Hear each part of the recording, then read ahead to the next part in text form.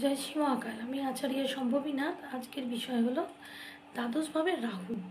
দ্বাদশ ভাব রাহু নেগেটিভ হলে কি ফল দেবে, তার রেমেডি কি? আজকের বিষয় দ্বাদশ ভাব হসপিটাল, খরচার ঘর।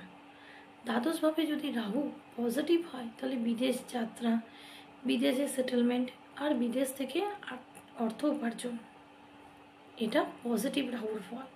আর দ্বাদশভাবে যদি রাহু নেগেটিভ হয়, প্রত্যেক খারাপ ফল হলো সবসময় অসুস্থতা থাকা, অর্থ নাশ হওয়া, আর ইজি কি করে মানি ইনকাম করা যায় সেটার পিছনে দৌড়ানো। এটা দ্বাদশভাবে রাহুর নেগেটিভ ফল।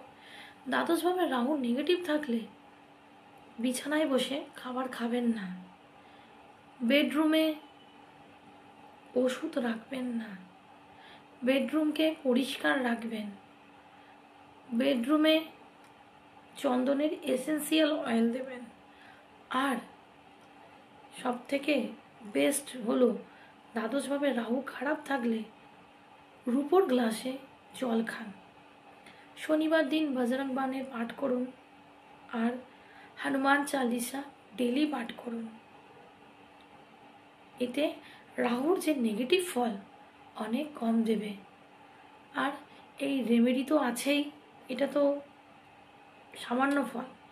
ভালো ফল পেতে গেলে আপনাদের হোমযজ্ঞর মাধ্যমে কাজ করতে হবে।